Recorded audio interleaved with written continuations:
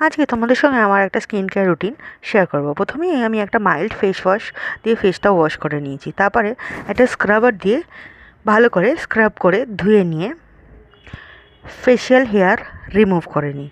তারপরে একটা charcoal mask apply করি। ইতিমধ্যে আমার একটা পার্সেল আসার কথা ছিল, সেটা চলে আসে, সেটাই তোমাদের সঙ্গে এখানে আনবক্সিং করছি। এখানে একটা ডাভ আর ভ্যাজলিনের বডি লোশন ছিল। এটা কিন্তু নন স্পন্সর্ড ভিডিও। ডাভটা বেশ স্মুথ আর একটু শাইনি ফিনিশ দিচ্ছিল। ভ্যাজলিনটাও স্মুথ, বাট এখানে একটু টেক্সচারটা ছিল ম্যাট ফিনিশ। বাট দুটোই খুবই ভালো ময়শ্চারাইজার হিসেবে। ইতিমধ্যে আমারও মাস্কটা শুকিয়ে যায়, আমি ওটা ক্লিন করে একটু আইস রাব করে নিই। তারপরে রোজ ওয়াটার অ্যাপ্লাই করে আমার বানানো একটা DIY ময়শ্চারাইজার অ্যাপ্লাই করে নিই। শীতকালে এই ময়শ্চারাইজারটা আমার খুবই ভালো হয়েছে।